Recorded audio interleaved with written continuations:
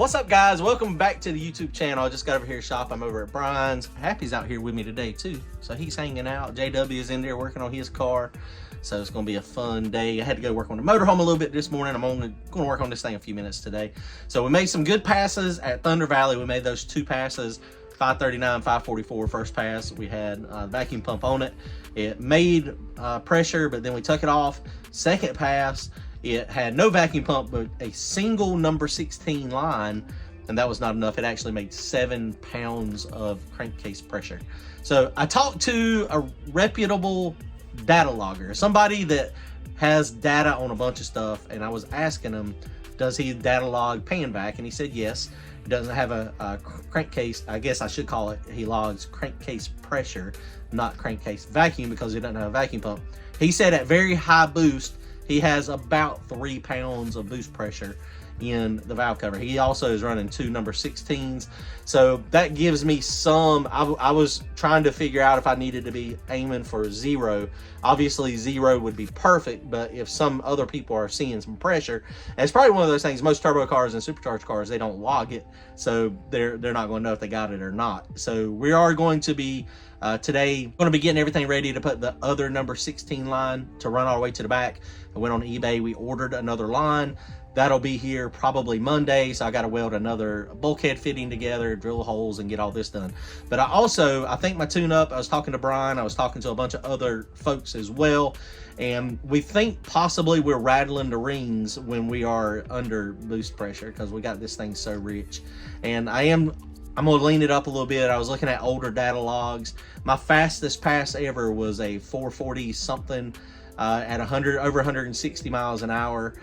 Map sensor was messed up. It thought it had 21 pounds of boost. So it was at 3:8 air fuel ratio, and the timing was at 26, 27 degrees of timing. Come to find out, once we replaced the map sensor, it was actually at about 42 pounds of boost. And so right now, this past weekend, when we were at Thunder Valley, or this past Wednesday night, we had 30 pounds of boost. Air fuel ratio was 3.5. And then we also had like 23 and a half degrees of timing. So I think we're way off on our tune-up. We're safe on burning pistons, safe on burning plugs and killing straps, safe on popping head gaskets. But if you think about it, all that fuel in there is not getting burned properly. It's going to possibly rattle the rings because it's just not combusting properly. And that would make sense why we're getting so much pressure. Also could be the motor's loose. The rings didn't never seat because, I run it so rich. Another thing I heard a long time ago, Pete Harold, ATD, he made a comment that when you run a motor with no water in it, then you have to run it fatter to make everything happier. It makes sense. I've got water in this motor, and I had water in my previous motor when I had that lean and high timing. So we're going to start leaning on the tune up some. I was trying to make it safe, but clearly it causes other issues. So we're going to work at it. Let me show you the plugs real fast. Comment, like, and subscribe. Go to turbojohnracing.com, grab yourself some merchandise. Next weekend we'll be racing, or this coming weekend we'll be racing at 710 Dragway from the backside, and possibly on Sunday at Thunder Valley from the backside. So we got some work to do. All right, guys. One of the things, this is looking at the plugs here. So, plugs is one of those things. I've done a video a long time ago on plugs, and you look at this right now and you say, well, half of those don't look like the other half. And the reason why is because these half of the plugs here, I changed when we were at 710.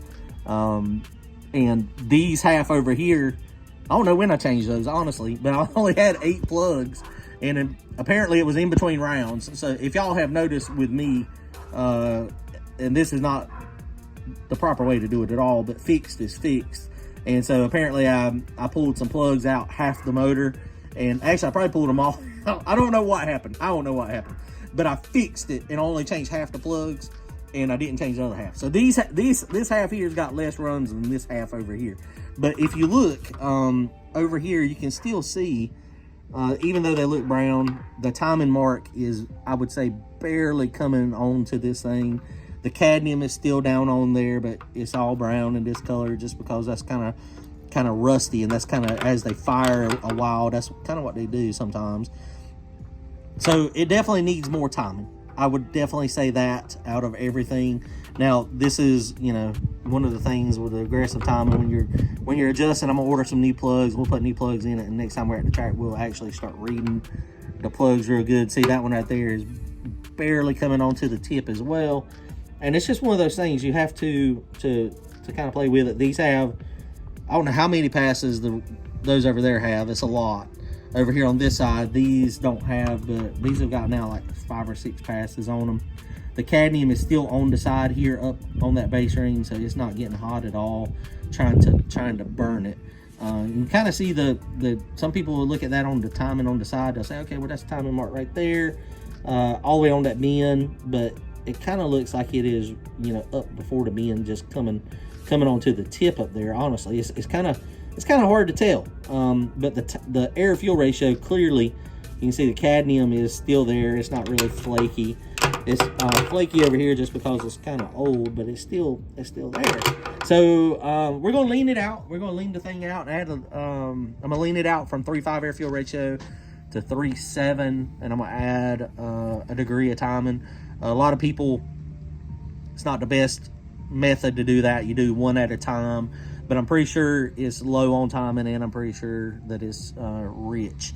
So we may not do the timing. I've still got some time to think about it. I may just lean it out first, and then start putting the timing in it after we lean it out, pull the plugs.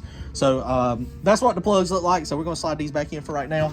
The other thing we gotta do, so right now this is how it made 7 pounds of boost pressure. So of course, when we built that tank back there in the back, we put double vents on it. So I've got a line that's gonna go from this one, and we gotta figure out how we're gonna do this.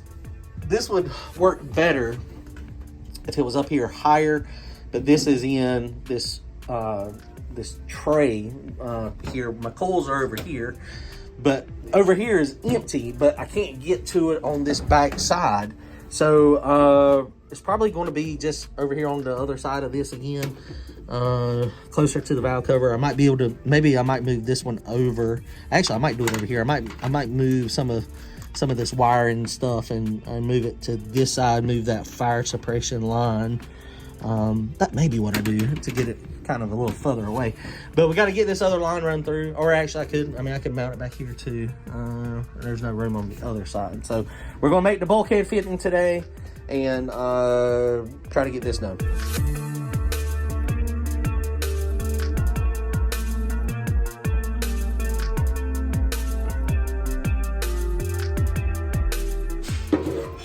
All right, guys, well, we got this thing welded up. That didn't take as long as the last one. Welds are looking better. They're respectable on this one. It is blazing hot, though. I'm gonna touch it with my finger.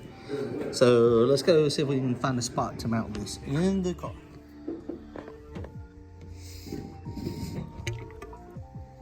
All right, guys, I don't know if y'all could hear that or not. We might have another little bit of issue. I was worried about this, and I really don't know how I can do anything about it.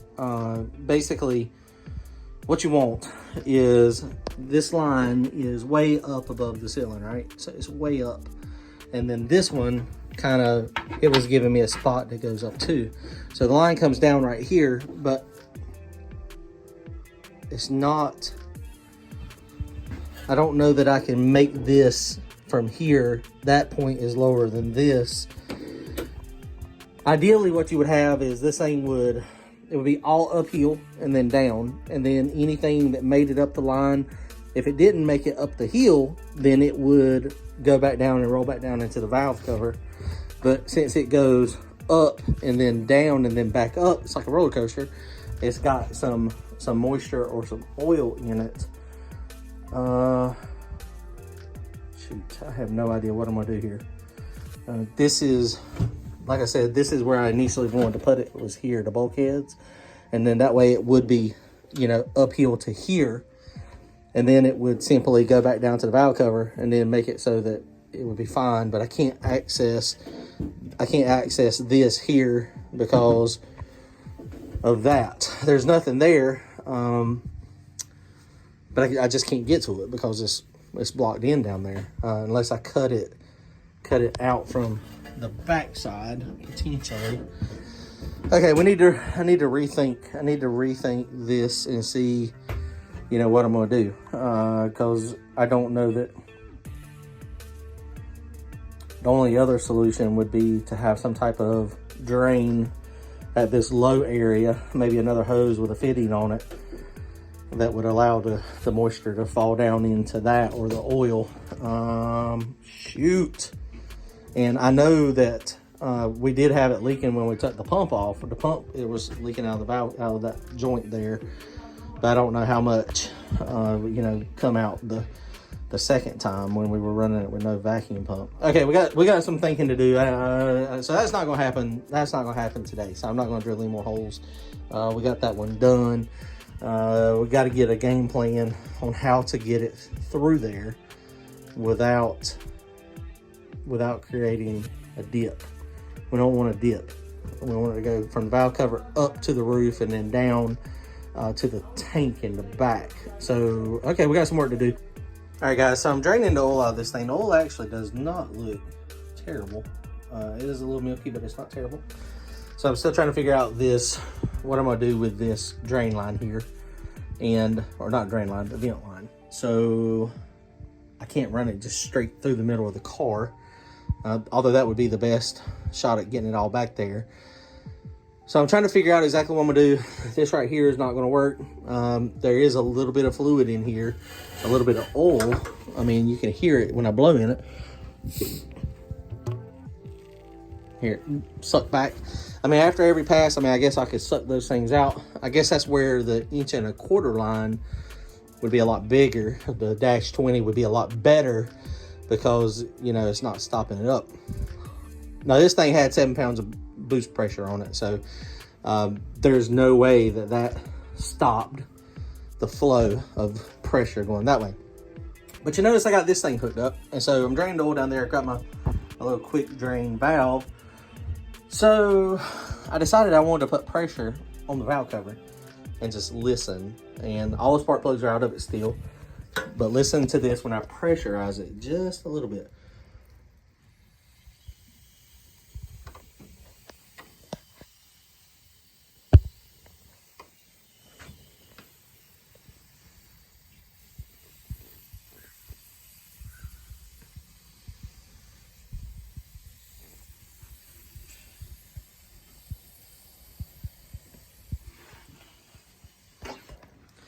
Now it's hard to tell, but there is leakage coming from somewhere. The valve covers are tight. It sounds like it, with the spark plugs out, it's probably coming past the rings.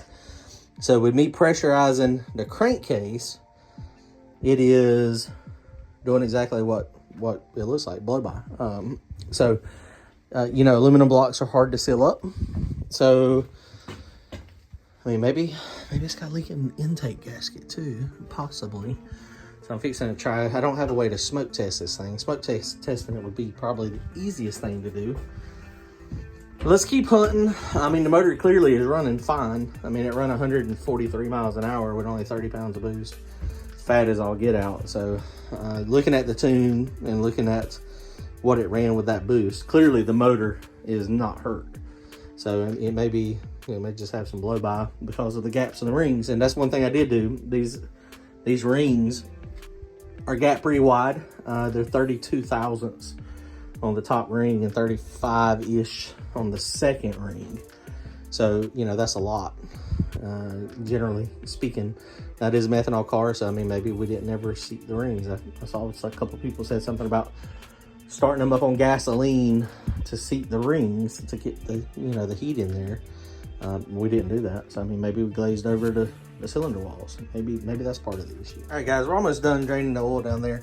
Now, we do have a lot of oil in it this time, so I think I ended up putting 10 quarts of oil in it, trying to solve my oiling issue. I am going to put the accumulator on it. I've got it. I've got to get a hose, and that's going to link up to this filter housing right here. I might end up having to move it forward just a tad, but we're going to put our adapter there, and yeah, that's where we're going to put it. And then we got to figure out where we're going to mount the actual accumulator, somewhere in the back there, probably right behind my head or somewhere. I've seen some cars that had them in the very back, so I think we'll be fine there. This intake intake seems to be fine. The valve cover gaskets are leaking a little bit. All right, guys, so this is it. We are done with the vent system for right now. What I decided to do for the time being is we're just gonna vent it normally. So I got this number 16 coming off of this valve cover, kind of loops up there. So hopefully that'll help a little bit, you know, with oil coming through, but it may or may not. Then this one over here, I may eventually at some point, I got another straight here. I could go the straight over there, but there again, I mean, sometimes little loops and turns make it harder for the oil to get by. So it would look nicer if it was, you know, cocked down and going straight. So I may change that fitting. I've got a straight one. So what I'm gonna do is, we just ended up putting it right there, and it's just, it is what it is. What I am gonna do is take it off of the A-pillar up here and across the top, and there's a little loop back there in the back too. So what's gonna happen is it's gonna come down, and Harper, when he was over here the other day, he was mentioning that, and I think it's a good idea. Right now, the way this thing is, basically right here in this section under the cowl, there's that little section that is lower than everything else. So when you have a very small section, it doesn't take much fluid to clog that up. So what I'm gonna do is I'm gonna go down, follow the X bars, and then go back up, and then go over the wheel well there. And so basically from the wheel well all the way to here, it'll have probably 4 feet of line that should be able to hold more volume. And so with it being able to hold more volume, you know, the air can still get through and not be an issue. You know, it's just one of those things. Hopefully that's going to stop some of the steaming by cleaning up the tune-up. I'm going to definitely clean up the tune-up. I'm going to definitely try to clean up the idle tune. And, you know, it's just one of those things, man. These injectors, I may be putting these injectors for sale. A lot of people like them, but they are pretty hard to drive around on. Base fuel pressure is at 85. I might could jack that fuel pressure up some and see if we can get a little bit better atomization. Probably time for some billet atomizers. I mean, it's just, you know, for drivability, I mean, it's just, the oil is just getting destroyed. Now, the oil didn't look too bad over here this time. Like I was saying, it's, you know, not terrible at all. So, you know, that's one of those things, you know, the vacuum pump was helping. So the way this is now, and I don't know, I may at some point put the vacuum pump back on, you know, back on here, and it'll be one of those trial and error things, and then run one side normal vacuum pump and then leave the other one vented in the tank back there in the back and see what happens. I mean, because theoretically it would be, well, then it would be pulling the moisture back out of that tank. So that probably wouldn't work. I could buy that check valve from GZ and put it in here. And then when the pressure goes above a ½ a pound, it'll start venting to the back. So that could possibly work. Or I could just leave it like this. I mean, honestly, probably 2 number 20s or 1¼ inch. That's what most people run, but that's not what I got. I thought number 16s would be big enough, but it may not be. But the steaming issue, what we're having with it way back there in the back, I think we're going to be fine as far as being able to race and not being able to have a lot of issues. I'm going to try to clean up the tune-up. I think the tune-up is part of it. We're also going to increase the dwell time just a little bit. It was on 6 milliseconds. I'm going to take it up to 7. I've got the Holley Smart coils, so you can go up, I think they said you can go up to 8 milliseconds without having much of an issue. But we're going to go to 7 and see, you know, down track if that helps any. Give us a little bit hotter fire as well. All right, guys, we're done. Comment, like, and subscribe. Later.